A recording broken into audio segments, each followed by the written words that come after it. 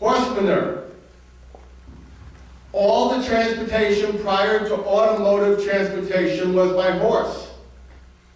10 million horses in urban America, pulling what we'll call buses, running the mills, dropping dead on the street, being piled up in intersections every day for reprocessing, and lots of poo-poo everywhere, lots of urine everywhere. And when it rained on cobblestone streets, it made complete rivers of horse muck.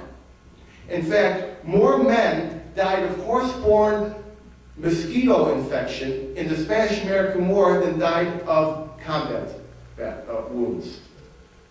So the electric vehicle was considered a godsend for transportation. But these men who wanted to have their rugged machines did not want these cars for the average American. They put forth the proposition that the noisier the car, the better the car. So the electric vehicle was put asunder. Now, one man disagreed with this proposition.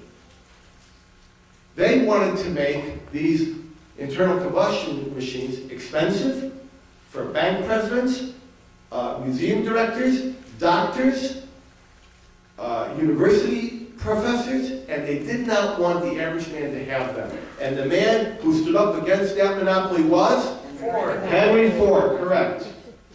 Henry Ford said, I don't recognize your bogus monopoly, I don't recognize your bogus patent, and I don't recognize your bogusness, and I'm going to produce my Model T. It's going to be cheap, it's going to be a Tin Lizzie, and no one's going to stop me. And they said to him, we will sue you until you bleed, and we will sue all your dealers, your parts manufacturers, and we will sue everyone who buys your car. Who's got a copy of Internal Combustion? Anybody? Let me see. Okay, so anytime you bought a Ford, let's see if I can find the pictures. Anytime you bought a Ford, here's a copy of Internal Combustion. Anytime you bought a Ford, you got a warranty and a defense attorney for patent infringement. Here's a notice, a full-page ad from the Detroit News. And opposite it is the bogus little sketch that they used to intimidate Henry Ford. The lawsuit went on for 11 years. Trying living in Detroit and having a deposition in New York and traveling 3 days to get to New York and being told when you get there, oh, the deposition's been delayed 3 weeks. Eventually, in 1911, the lawsuit was overturned by the highest courts, and at that time, the nation adopted this populist alternative, Henry Ford's Model T. And thousands upon thousands of Model Ts